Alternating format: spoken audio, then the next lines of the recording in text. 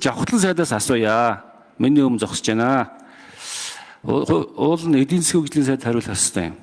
Бид нар чинь Монгол улс чинь олдог орлогынхоо 93%-ийг энэ нүүрс зэсээр олж байгаа юм байна шүү дээ. Хуучин ч тийм байсан. Хуучин бид нар Эрдэнэсийн зэсээр л хөрхий төсөх орлогыг дийлэнхийг бүрдүүлж ирсэн.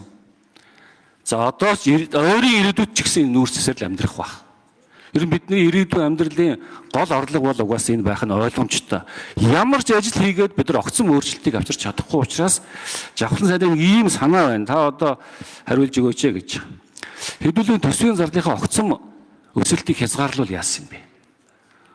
Өнгөрсөн жил 27 их найд байсан төс маань энэ жил 33 болсон. Бизнес эрхлэгчдийн маань хамгийн их хүсэж байгаа зүйл ханшийн доктортой байдал байгаа байхгүй. Тэр үүнийг хангахын тулд төсвийн зардлын огцом өсөлтүүдийг хязгаарлуул яасан.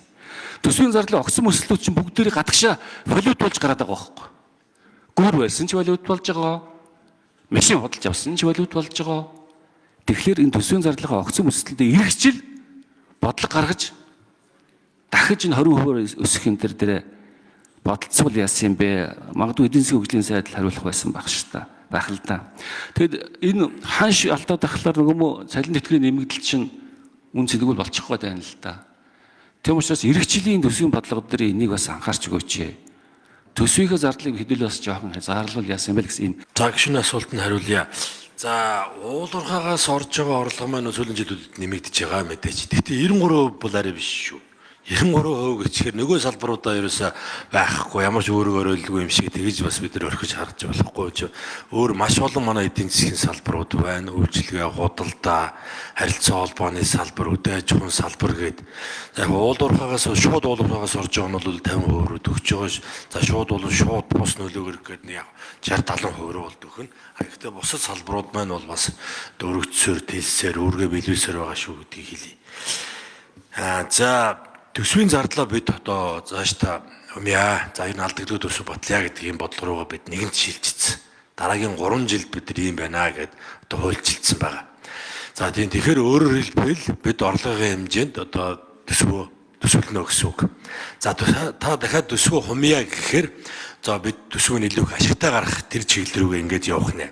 За тийм тэгэхээр энд бид хуулиуд дээр маш сайн ажилламаар байгаа маа. Одоо засгийн газраас завар дараа 7 хоногт байна одоо бид өнгөрсөн төсөв батлах хувьд тогтоолоор үүрэг авсан байгаа. Юу вэ гэхээр энэ төсвийн зардлуудыг шууд нэмээд байгаа энэ хуулиудаа эргэж харъя. Энэнийхээ судалгааг оруулж ирээ гэсэн байгаа. 40 гаруй хуулиар өнгөрсөн жилийн одоо төсөв батлахад 4.5 их найд шууд нэмэгдэж шүү гэдгийг харуулсан. Одоо цаана дахиад 2.5 их найд одоо шууд төсөв нэмэгдэхээр хуулиудын заалттай ийм зүйлүүд байгаа. Хэрвээ эднэрийг зэгцэлчих юм бол одоо жил бүр шууд автоматар одоо хуулийн дагуу нэмэгддэг энэ төсвийн өсөлтүүд маань бол байхгүй болно. Ийм боломжууд бидэнд байгаа. За дээрэс нь төсөв гэдэг маань өөрөө ер нь бол засгийн газрын үйл ажиллагааг санхүүжүүлэх эцсийн үүрэгтэй. Тэгэхээр бид нар 4 жил ямар төлөвлөгөө батлана, жилийн хөгжлийн төлөвлөгөө ямар хэмжээнд батлана. За энийг л одоо бүрэн санхүүжүүлэх үүрэгтэй гэдгийг